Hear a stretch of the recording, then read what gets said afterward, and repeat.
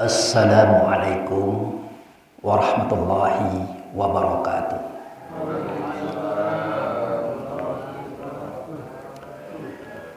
Alhamdulillah wa syukurillah lillahi ta'ala la rahmatillahi alaina aina fiza subhi hadarna fizal masjid insyaallah rahmatullahi alaina wa ala nabil karim Muhammad sallallahu alaihi wasallam hayyas salimu alaihi Allahumma sholli ala sayyidina Muhammad wa ala ali sayyidina Muhammad amma ba'du. Yang saya hormati Bapak Ketua PKM Masjid Miftahul Jannah beserta jajarannya. Yang saya hormati Pak Imam Khatib Bilal Ghorim, yang saya hormati para pemuka masyarakat, kaum ulama cerdik pandai di dalam negeri, yang saya hormati bapak-bapak, ibu-ibu, saudara-saudari yang berhadir pada subuh pagi hari ini. Kita banyak bersyukur kepada Allah, dengan anugerahnya kita diberi kesehatan dan kekuatan. Sehingga dengan itu Allah memberikan kita kesempatan untuk hadir dan datang di masjid yang kita cintai ini dalam rangka ibadah kepada Allah Subhanahu wa taala. Kemudian kepada ikutan kita Nabi Muhammad Rasulullah sallallahu alaihi wasallam, kita berselawat. Ya, terima kasih Pak. Kita bersalawat, Allahumma sholli ala sayyidina Muhammad wa ala ali sayyidina Muhammad. Bapak-bapak, ibu-ibu yang saya hormati, hari demi hari kita ini semakin dekat kepada hari-hari akhir kita. Kalau kata orang tua kita, ajal itu tidak pernah bertambah, malah berkurang terus. Semakin dekat dia.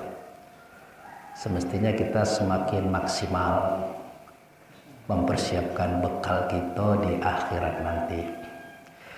Untuk itu saya menyampaikan kembali atau mengingatkan kembali tentang sebuah firman Allah yang bunyinya itu nanti Bapak Ibu lihat di surat At-Taghabun ayat 2. Wallazi khalaqakum faminkum kafirun wa minkum mu'minun innahu ya'lamu bima ta'maluna.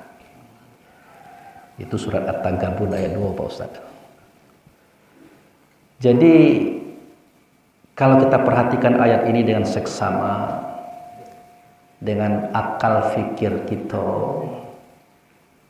ayat ini menarik Pak. Di situ Allah menginformasikan kepada kita melalui Rasulullah.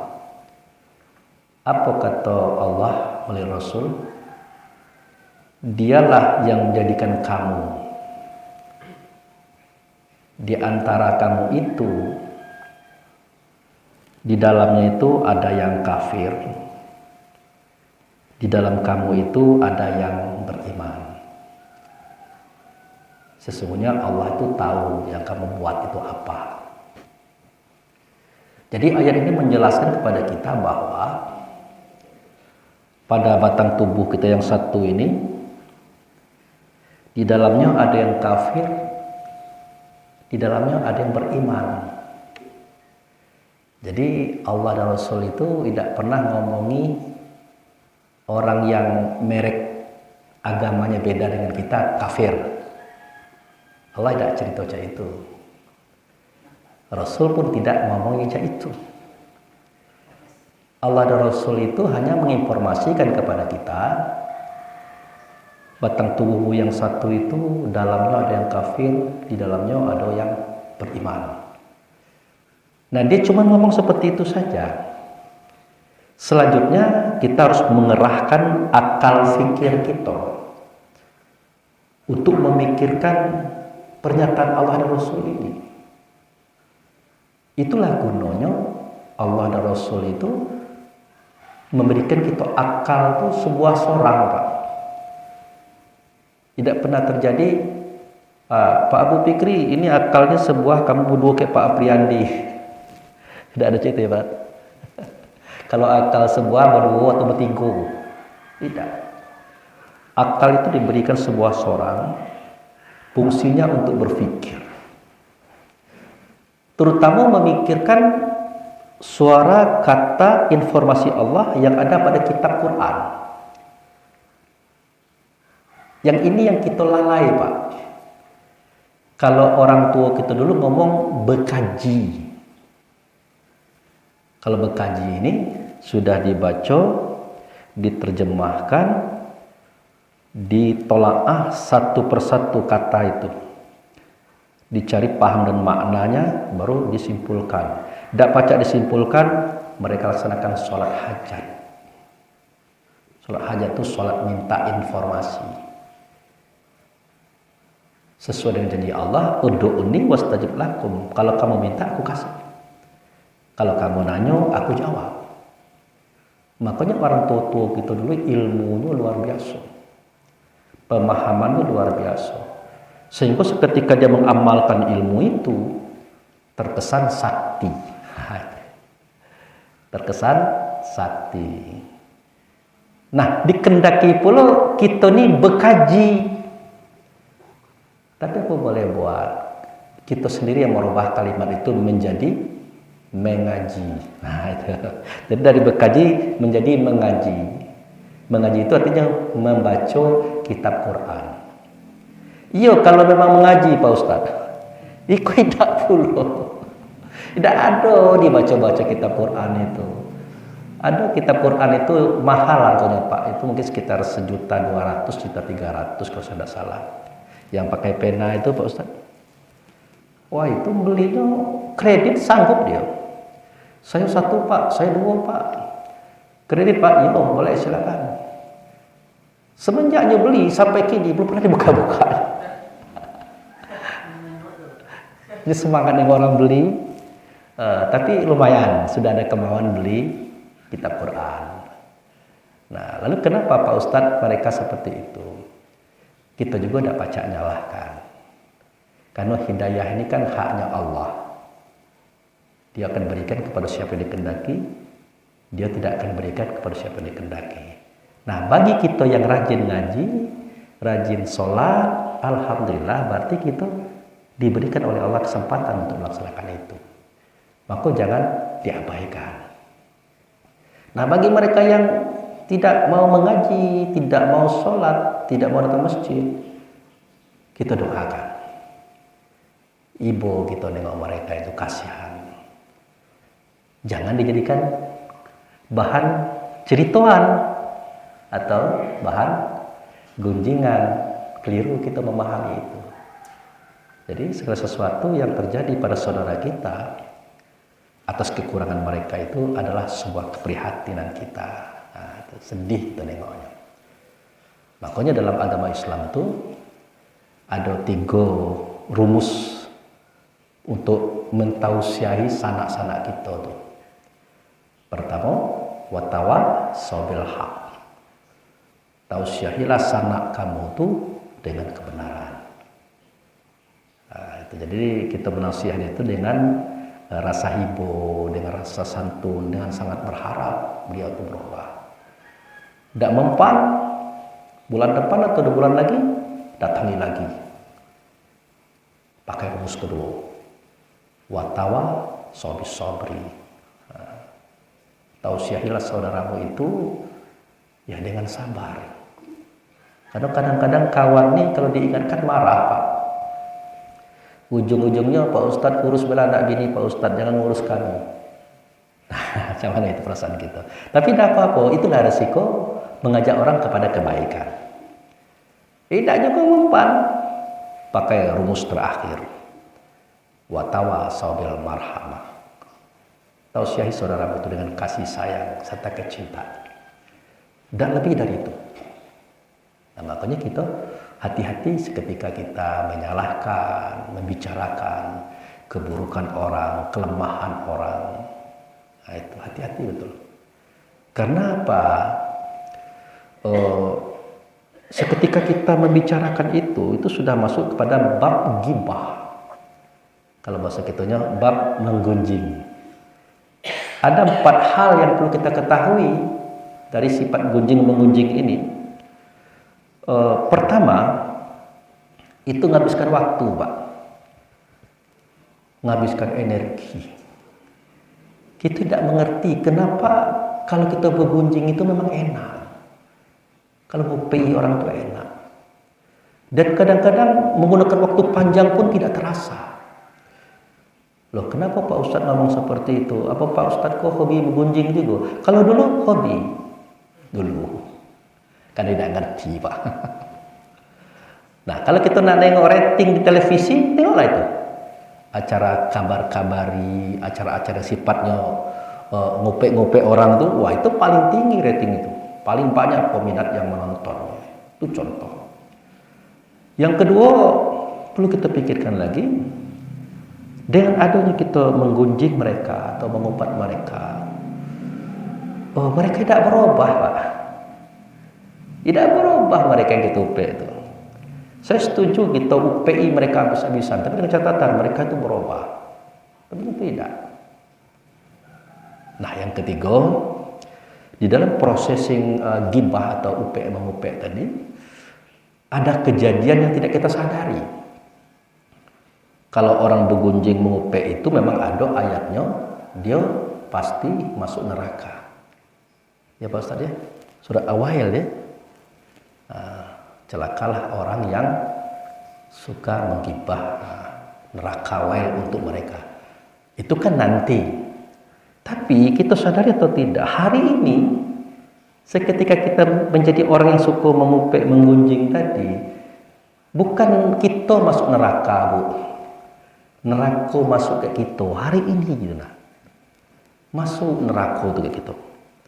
Panas hati kita, panas otak kita, panas penengokan kita, panas pendengaran kita, panas suara kita, bawaan kita tuh nak marah tuh. Ngapa? Neraka lah masuk ke badan ini.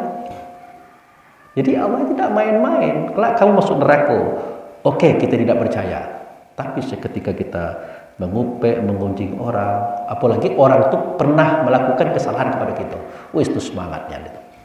Yunian utang tidak pernah bayar, ditagih marah udah. Berulang kembali sakit hati lama. Padahal tobat itu tidak akan berubah. Mereka tidak akan berubah. Yang keempat adalah yang mengerikan adalah seketika kita upek mereka itu karena keburukannya, kejahatannya, kebejatannya, dia berdosa, dosanya pindah pula ke kita, Pak. Pindah ke kita dosanya, Masya Allah. Habis dosanya gara-gara kita upek itu hari. Nah, habis dosanya apa lagi? Dapat lo gitu, dipindah ke situ, transfer. Nah, makanya Allah pernah ngomong, afala ta'qilun. Kamu tuh berakal tidak? Afala tafakarun. Kamu tuh berpikir tidak? Afala tubsirun. Kamu tuh memperhatikan apa tidak? Afala tasma'un. Kamu tuh dengar apa tidak? Wajar Allah nuntut karena Allah sudah memberikan akal fikir kepada kita supaya kita ini selamat. Kita bersyahadat, sholat, puasa, zakat, haji tidak jaminan kita masuk surga. Tidak jaminan kita berbahagia kalau akal kita tidak kita gunakan. Ya contoh itu tadi. Yang sering ngupek gunjing di kalangan kita itu kan orang Islam itu. Syahadat laju, sholat laju, puasa laju, zakat laju, haji, umroh lah berkali-kali. Mestinya apa? Selamat. Tapi hatinya tidak selamat. Hatinya dibakar oleh amarah, benci dan dendam kesumat. Kepada siapa? Kepada orang lain. Itu pun tidak merubah. Nah, makanya Allah nuntut. Kamu tuh berpikir apa tidak? Ah, itu. Jadi balik ke cerita kita tadi. Allah itu sudah menjadikan batang tubuh kita yang satu, di dalamnya ada yang beriman, di dalamnya ada yang kafir. Nah, pertanyaannya, Pak Ustadz, kalau kita lihat ayat itu kan kafir duluan, bukan iman. Walazi khalaqakum faminkum kafirun. Nah itu. Wa minkum mu'minun. Berarti yang kafir itu duluan ada di tubuh kita. Iya, duluan. Nah, perlu kita ketahui batang tubuh kita ini, jasad kita ini, casing kita ini sebenarnya itu bukan kita, Pak. Bukan kita. Kalau kita kan sudah tahu, kalau ada acara takziah, biasanya para qori atau qori'ah itu membaca Al-Quran, ujung ayatnya inna lillahi wa inna ilaihi raji'un. Sesungguhnya, kalau sesungguhnya itu tidak main-main itu. Kami datang daripada Allah. Nah, nanti habis tugas sampai ajal, kami semestinya kembali kepada Allah. Itulah aku, itulah kami, itulah kita. Harus paham itu. Jangan sampai tidak ngerti. Nah, tetapi maaf, yang terpancar daripada air sulbi ayah kita, yang masuk ke dalam kandungan mak kita, akhirnya menjelma menjadi janin, tubuh mungil, keluar jadi caiko. Hati-hati, itu bukan kita, Pak. Itu badan, tubuh, jasad atau casing kita. Nah, sebelum dia jadi cak ini, dia hidup. Makanya Allah dan Rasul itu berucap pada surah At-Tariq, "Falyanzuril insanu mimma khuliq. Khuliqa mimma indafik yahruju min baini sulbi wa tara'ib." Hendaklah manusia itu memikirkan, mempelajari, memperhatikan. Manusia itu saya buat dari apa? Nah, Allah nuntut kalian semua itu tolong dong pelajari bahwa manusia itu saya buat dari apa.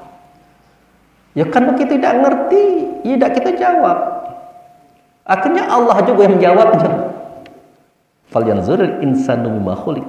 Dijawab oleh Allah, khuliqa mimma indafik yakhruju min baini sulbi wa tara'ib. Sesungguhnya manusia itu kami jadikan, kami buat dari air yang memancar dari tulang dada dan tulang rusuk. Tentu air itu bukan air ibu, ya Pak, ya? Air bapak. Nah, itu yang disebut dengan air sulbi. Kalau bahasa orang pasar itu air mani. Nah, zaman dulu Nabi ngomongnya kayak itu, Pak. Kalau zaman kini ya mahasiswa kedokteran tuh nyambi air tuh masuk ke dalam botol. Tengok dengan mikroskop. Masya Allah. Ternyata air itu tidak bertenang, Bu.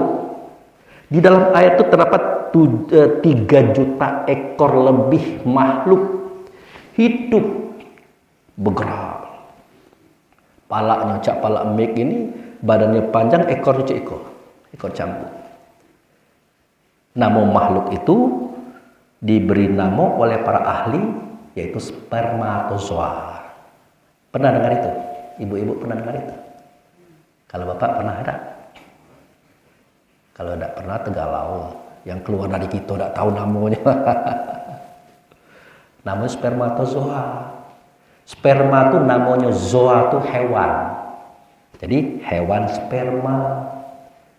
Nah, dia tuh lah bernapas, dia tuh hidup, bernapas, berjalan, berlari, berkembang dalam rahim ibu kita. Seketika kita mengatakan dia sudah hidup, dia bernapas, dia berjalan, dia berlari, dia berkembang, berarti di dalam tubuh mungil itu sudah ada yang hidup. Nah, apa namanya Pak Ustadz? Kalau kita bawa kepada umum, itu adalah ruh. Tapi biar tidak rancu kita mengkajinya, diganti dengan jiwa. Nah, itu. Nah, itulah jiwa. Dalam bahasa Al-Qur'annya an-nasu. Dalam bahasa tingkat tingginya al-insan. Makanya Allah mengatakan fal yanzuril insan. Hendaklah insan, hendaklah an-nasu, hendaklah jiwa, hendaklah manusia itu memikirkan. Manusia itu dibuat dari apa? Nggak tahu Bu, dibuat dari apa manusia? Nggak tahu, kan? Bapak betul lebih tahu. Nah, jadi kalau orang katakan Pak Abu Fikri, Bapak itu bukan manusia, ya bukan. Manusia itu tidak menarik bagi saya. Kalau kita marah, ngapo? Apa kecek kamu tadi? Kamu ngecek kasih bukan manusia. Marah kita dikatakan bukan manusia. Padahal kita memang bukan manusia. Manusia itu casing kita ini. Nah itu. Yang kita yang mana? Yang datang dari Allah, ditiupkan oleh Allah ke dalam tubuh ini. Seketika tubuh ini berusia 4 bulan 10 hari dalam kandungan mak kita. Itulah kita.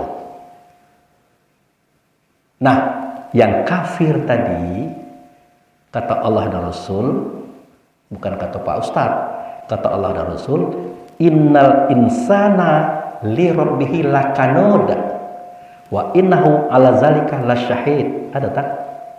Ada tak? Nah, jadi saya tidak ngarang-ngarang.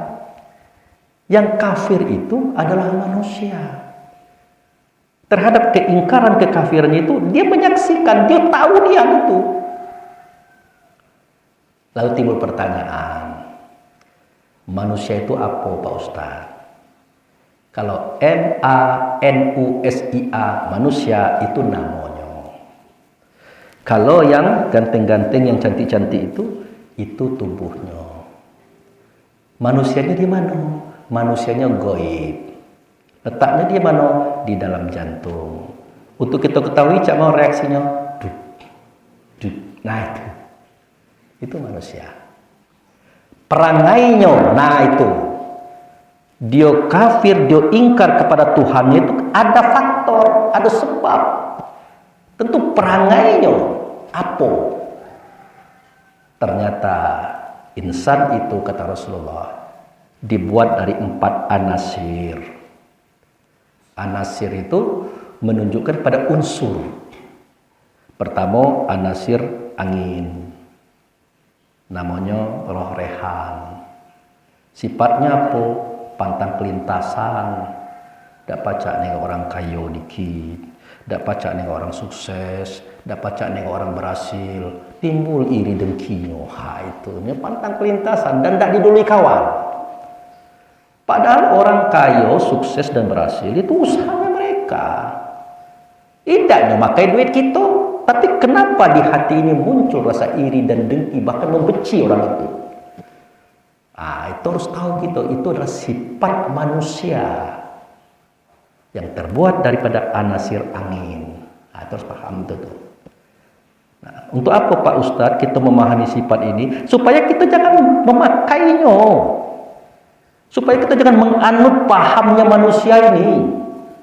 Hati-hatinya itu. Kalau kita lagi iri, hati-hati. Ini bukan kita. Ini sifat manusia, bukan kita. Makanya saya katakan tadi, sebenarnya kita bukanlah manusia. Manusia itu adalah casing kita, harus jelas.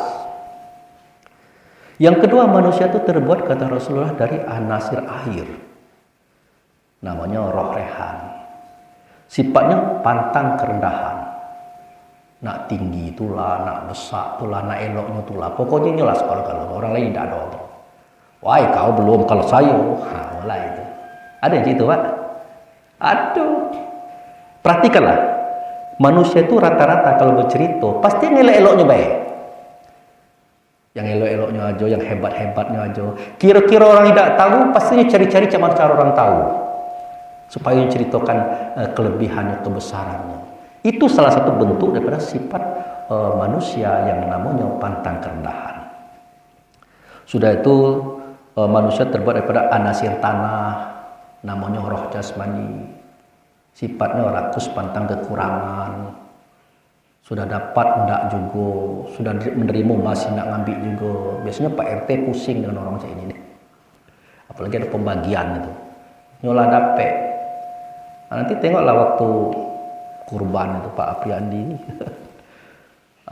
sudah datang lagi anaknya, sudah datang lagi mbaknya. Tadilah dikasih ke ibu, belum. Kita tidak lemak pula kan, karena kawan minta dikasih. Kalau datang pula anaknya. Nah, itu satu masjid. Kalau masjid aja itu juga. Alhamdulillah, dapatlah sebakul sekali lebaran kok Pak. Bisa gitu jual ke tukang bakso lumayan juga. Oke lah, ada apa-apa. Karena itu memang pendapat mereka. Kita tidak perlu nyalahkan. Tapi kalau bisa jangan cek itu. Sudah. Yang terakhir anasir api, yaitu roh edafi, sifatnya pantang tersinggung. Pantang tersinggung Pak. Kalau kita tersinggung Pak, hati-hatinya. Kalau kita tersinggung, hati-hatinya. Itu bukan sifat kita. Walaupun kita telah tersinggung, jangan cepat melangkah. Kadang untuk tidak tersinggung itu tidak mudah Pak. Tidak mudah untuk tidak tersinggung itu. Jangankan bapak-bapak, ustadz, kiai, ulama kena itu. Tapi dia bisa mengontrol diri karena dia tahu sifat tersinggung ini bukan sifat dia. Jangan cepat melangkah, jangan cepat membalas, jangan cepat mengatakan kata. Tunggu dingin dulu. Nah, kalau dingin kelak, baru kita ngomong. Jangan waktu tersinggung lagi panas itu kita ngomong, wah berapi-api. Nah, itu dia. Sifat manusia yang keempat. Jadi pantang kelintasan, pantang kerendahan, pantang kurang, pantang kalah. Disatukan 4 sifat ini muncul 10 sifat. Menjelma menjadi ajib, ria, takabur, iri, dengki, hasud, fitnah, tamak, loba, dan sombong. Muncul 10 sifat. 10 tambah 4, 14. Bergabung lagi dia. Muncul 3 sifat. Benci, dendam, menghancurkan. Itulah sifat manusia, sifat casing kita, dan bukan sifat kita. Tolong dipahami yang itu. Ini pesan Nabi. Pahami yang itu. Nah, itu. Kalau sudah mulai terasa itu, ingat, ini manusia nih. Pak Bu Fikri pernah ngomong tuh di Masjid Miftahul Jannah, ini manusia nih, hati-hati. Jangan diikuti. Nah, itulah sifat manusia. Dengan sifat itulah nyobanya mengingkari kebenaran, nyobanya menentang kebenaran. Ya, contohnya aja Bapak Ibu yang saya hormati, kalau ibu bapak sudah membenci seseorang, elok cak manuan kece orang tuh, benar cak manuan kece orang tuh, pasti tetap tidak benar. Ya dah. Siapa? Itu salah. Tidak mantap macam-macam. Itu suatu contoh yang real. Kalau kita lah benci ke orang, dan senang ke orang, apapun kebenarannya, tidak akan kita terima. Padahal al-haqqu min rabbik. Kebenaran itu datang daripada Tuhan. Bisa muncul dari siapa aja. Kebetulan orang itu kita benci, kita tolak kebenaran itu. Sebenarnya kita bukan berhadapan ke orang itu, tapi berhadapan kepada Allah. Itu yang sebenarnya kafir. Ingkar, membantah. Lah tahu barang itu putih dikecekan hitam. Lah tahu barang itu benar dikecekan tidak benar. Itulah keingkaran. Ada pada setiap diri manusia. Hati-hati. Itu cerita agama. Nah, itulah yang kafir. Yang mukmin, yang beriman, nah baru kita masuk cerita kita. Seketika di alam sana, di negeri Baka. Saya katakan itu surat Ali Imran 96, 97, kan cerita itulah. Inna awala baiti wudi alinasi lanazi bibaka mubaraka wa hudal alamin fihi ayatu bainatu maqama Ibrahim mandakalukana amina. Sesungguhnya rumah yang pertama kali aku yang membuatnya, itulah rumah yang di negeri Baka. Jadi Baka itu bukan Mekah. Baka itu adalah negeri yang ada di luar seantero alam semesta. Disitulah Allah pertama kali buat rumah. Makanya rumah itu dikatakan Baitullah. Di dalam rumah itu ada ayat-ayat. Jangan kita katakan dulu ayat di sini ayat tulisan pada kitab Quran. Jangan kita katakan itu. Waktu Allah dan Rasul mengungkapkan kata ini dalam bentuk wahyu, semua catatan wahyu masih di atas pelpa ke rumah. batu-batu, kayu-kayu, tulang-tulang. Belum ada juz, belum ada namo sure, belum ada ayat. Jangankan buku yang hari ini yang ada pada kita, lembarannya baik belum ada. Nah, setelah Rasulullah wafat 2 tahun, barulah di era Abu Bakar Siddiq dikumpulkanlah yang berupa kurma, kayu-kayu, tulang-tulang tadi. Itu pun dipicu oleh adanya perang Yamamah antara umat muslimin yang dipimpin oleh Abu Bakar melawan umat muslimin yang ngaku jadi nabi. Itu umat muslimin itu tadinya. Musailamah al-Kadzab, Sajah Tamimiyah, ada lagi itu yang mengaku jadi nabi. Dan tidak bayar zakat, sudah itulah mulai nak merongrong pemerintahan Islam. Oleh Abu Bakar diperanginya. Nah, dalam perang itu gugurlah orang-orang yang hafiz wahyu. Ingat ya, bukan hafiz Quran, hafiz wahyu 70 orang. Kata Ali bin Abi Thalib, wah bahaya ini. Kalau yang hafiz wahyu ini gugur, yang hafal wahyu ini yang pertama kali turun, yang kedua isinya ini yang gugur, wah bahaya. Kata Umar, bahayanya kenapa? Nah, cak ini Mar, kelak generasi sudah kita tidak dapat cerita ini. Jadi maksud kamu cak mana nih? Maksud saya, malah kita kumpulkan barang tadi, kita salin apa dia kerte, apa dia kain, apa dia apa, terserahlah. Nah, kita bikin spesifiknya, kita buat jusnya, nama surenya, ayat-ayatnya. Itu. Wah, melotot Umar. Kata Umar, "Hei Ali, adakah engkau tidak memerintahkan aku membuat sesuatu yang tidak pernah dibuat oleh Rasulullah?" Nah, itu dia. Ternyata Nabi tidak buat juz, tidak buat nama surah, tidak buat ayat. Walaupun zaman kini banyak beseraan hadis yang menceritakan barang siapa membaca surat ini, pahalanya sekian, tidak apa-apa. Itu tidak perlu salah, bagus itu. Tapi setidak-tidaknya kita tahu zaman Nabi nama surah itu tidak ada. Nah, itu. Jadi kita tuh tidak boleh gampang menyalahkan, tidak tak ya.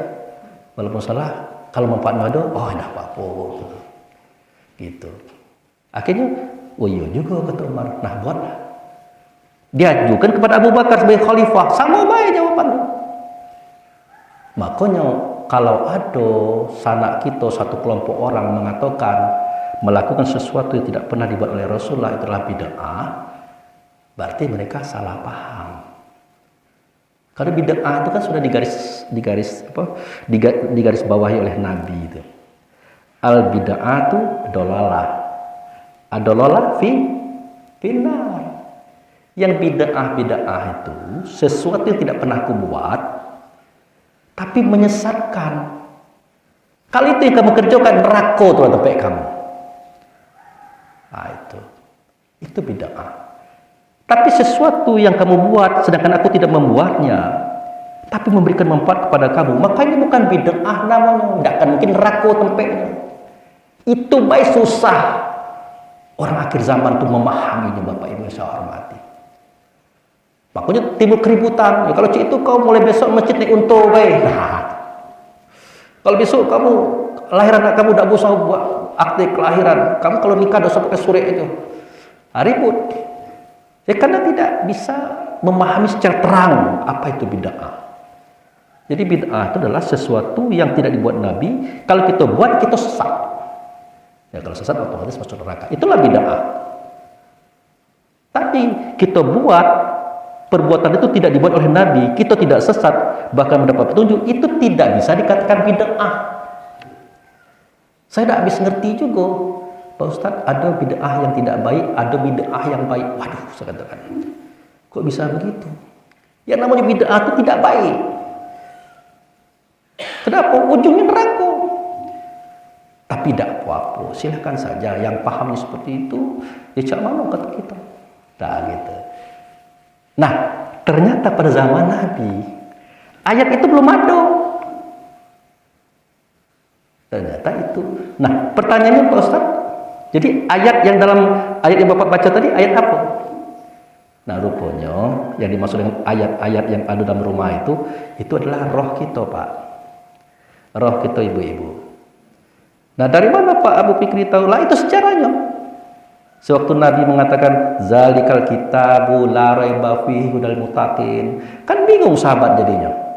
Sedemikian itu kitab, sedemikian itu buku, tidak ada keraguan padanya. Ya, cak tidak bingung. Nabi tidak pernah megang buku, tidak pernah bolak-balik buku, tidak pernah mengajarkan buku. Tapi kini Nabi ngomong buku, bingung sahabat. Akhirnya ditanya, ya Rasulullah, mahwal kitab. Kitab itu apa? Buku itu apa? Adi jawab ke Nabi sederhana apa? Alkitabul Quran. Kitab itu bacaan. Nah, tambah bingung baik. Nabi dah baca, dah baca nulis, tapi mengajarkan bacaan. Langsunglah sahabat nanya secara to that point. Ya Rasulullah, mahwal kitab, kitabul Quran, mahwal Quran. Dijawab oleh Nabi dengan wahyu, tidak main-main. Surah Al-Ankabut ayat 49. Apa bunyinya? Bal huwa ayatu bainatu bisuduril ilmi wa may yajhadu bi ayatina ila zalimun. Kitab itu adalah Quran. Quran itulah ayat, dianya ada dalam dada kamu. Dia menunjuk pada roh kita, Pak. Tidak ada yang dustakan ayat ini, roh ini, kecuali orang zolim.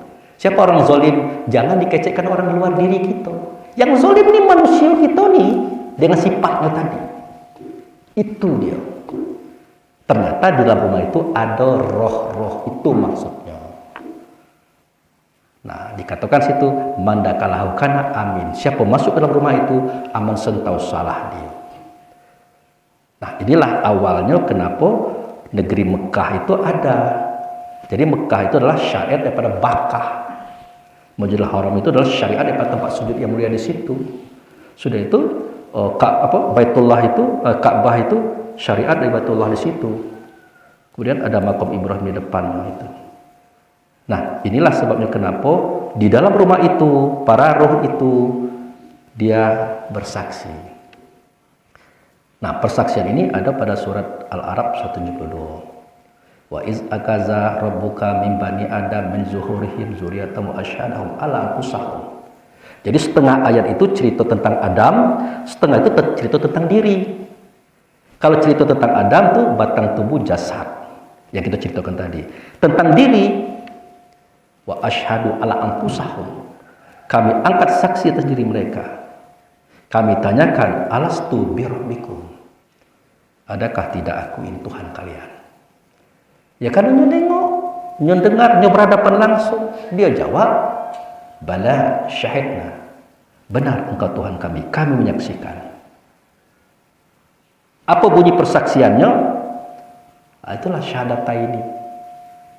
Asyhadu an la ilaha illallah wa asyhadu anna Muhammadar Rasulullah. Aku bersaksi tidak ada Tuhan selain Allah, tapi yang kulihat, yang kudengar, yang kusaksikan bukan Allah, melainkan sifat Allah, wujud serta Allah, utusan Allah, namanya Muhammad. Ternyata Muhammad sudah terdahulu. Makanya kalimatnya berbunyi, alastu bi rabbikum. Adakah tidak aku ini dengan Tuhan kamu? Kalau Allah itu Tuhan kita, akulah yang dengan Tuhan. Kamu nak dengar suara Allah, dengarkan suaraku. Nak dengar kata Allah, dengarkan kataku. Nak contoh perbuatan Allah, lihat contohku. Makanya laqad kana lakum fi Rasulillah uswatun hasanah. Sungguh pada diri Rasul itu ada contoh yang baik bagi kamu. Bukan pada Allah, pada kamu. Itu. Sudah itu, kalau kita nak menuju Allah, langsung tidak bisa. Harus berwasilah dengan beliau. Itu. Kenapa? Beliau yang tahu Allah, bukan kita. Kita kenal Allah, tahu Allah dari beliau. Tidak boleh nyelonong-nyelonong baik. Makanya beliau dikatakan wasilah. Itulah seketika kita nak bertemu dengan Allah di dalam sholat. Pak Apriandi azan tadi, kan ada doanya. Allahumma Rabba hazid da'wati tammah wa sholatil qa'imah ati Muhammadan wasilah wal fadilah dan seterusnya. Ya Allah yang memiliki seruan yang sempurna, sholat yang akan didirikan, hadirkan di engkau Muhammad sebagai perantara antara aku dengan engkau ya Allah. Itulah makna doa azan. Jadi Muhammadlah yang membawa kita kepada Allah, bukan itu. Makanya waktu saya dibantah oleh saudara saya dari MUI, itu saya jelaskan kepada mereka. Ada ayatnya itu.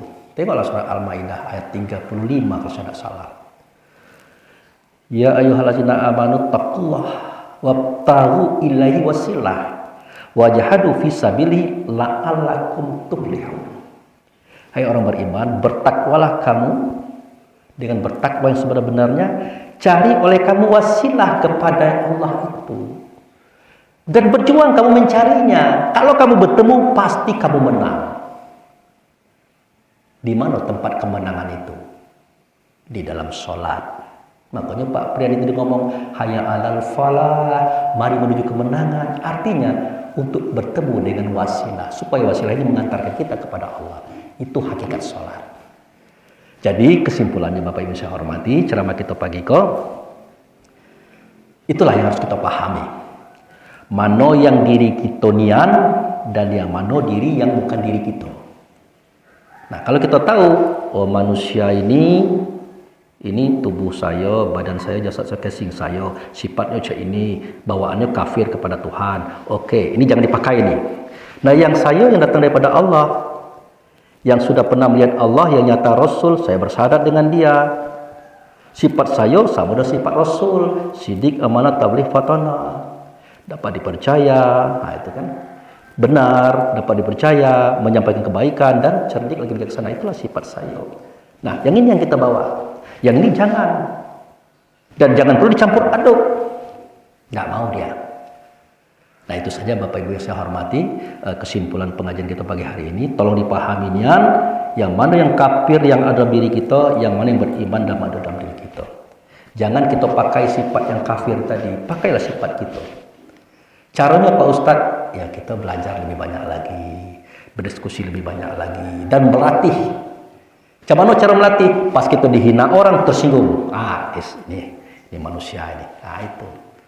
Pas hak kita diambil orang, kita marah. Hati-hati, ini manusia itu. Pas ada orang bawa gunjingan, hati-hati, ini manusia itu. Begitu caranya. Itu saja Bapak Ibu yang saya hormati. Kalau ada yang tidak bertanya, silakan. Ikut minum saya Pak. Ayo. Nah, silakan Bapak Ibu, kalau ada mau bertanya, kita akan jawab.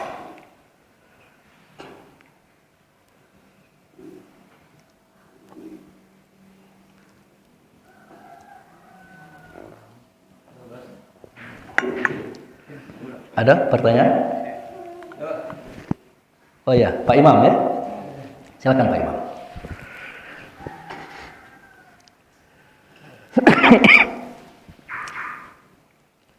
Manusia dan diri kita itu berbeda. Ya kan sudah disampaikan tadi. Berbeda Pak.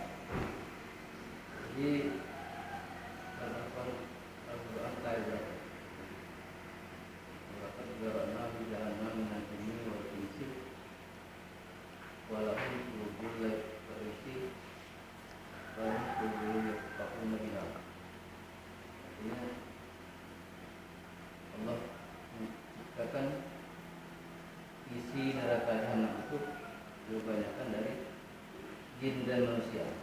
Ya. Artinya manusia itu berbeda dengan kita. Yang mana yang disisa apa kita atau manusia? Ya Pak.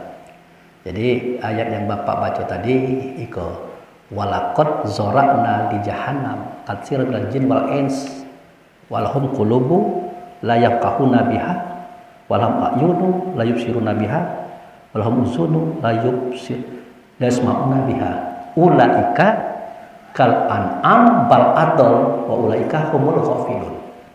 Jadi Indonesia aja Bu. Sungguh akan aku penuhkan neraka jahanam itu dengan jin kayak manusia. Nah, ngapo mereka diberi akal tidak mau berpikir dengannya, diberi penglihatan tidak mau melihat dengannya, diberi pendengaran tidak mau mendengar dengannya.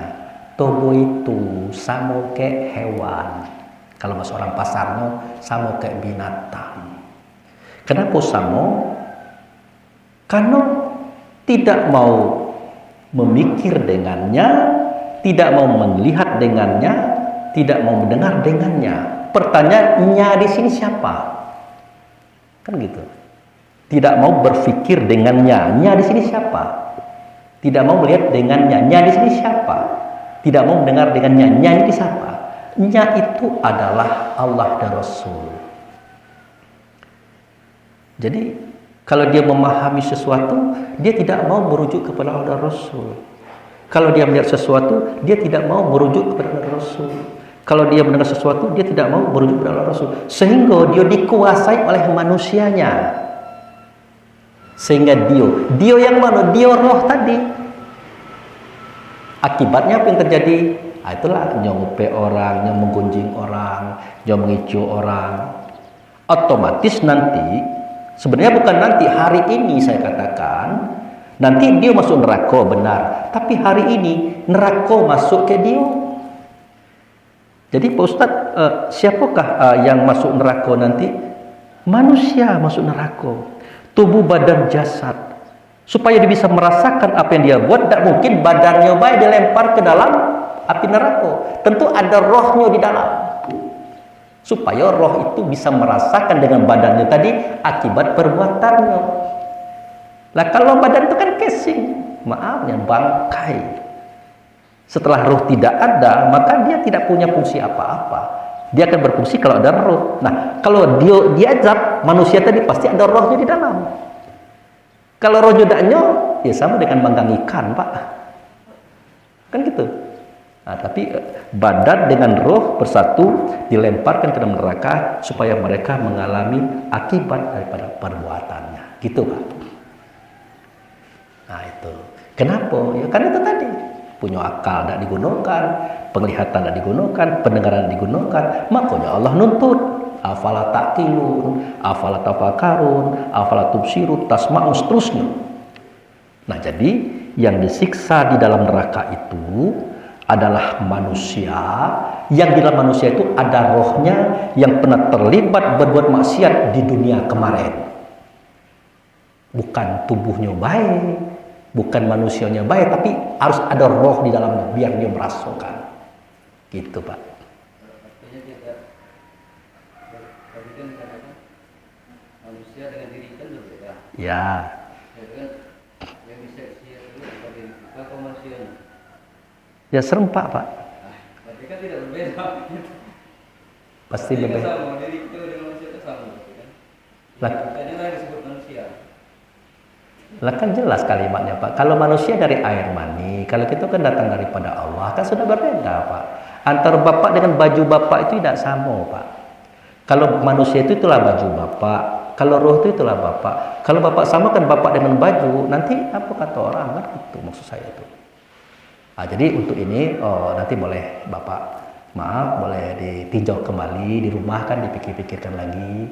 Kalau baju dengan kita itu tidak sama, kan gitu. Kalau casing dengan kita itu tidak sama. Kalau yang dari air mani dengan yang datang daripada Allah itu tidak sama. Tetapi disatukan dalam satu kesatuan bentuk wujud yang hari ini ada. Itulah dia. Jadi itu aja Bapak. Saya rasa kalau dipanjangkan takutnya apa? Ini yang lain nak ngantor nak apa. Itu saja Bapak, Pak Imam, terima kasih atas pertanyaannya. Saya sangat mengapresiasi itu. Semoga kedepannya kita lebih banyak memahami lagi dan mempelajari lagi. Demikian Bapak Ibu saya hormati, lebih dan kurang saya mohon maaf.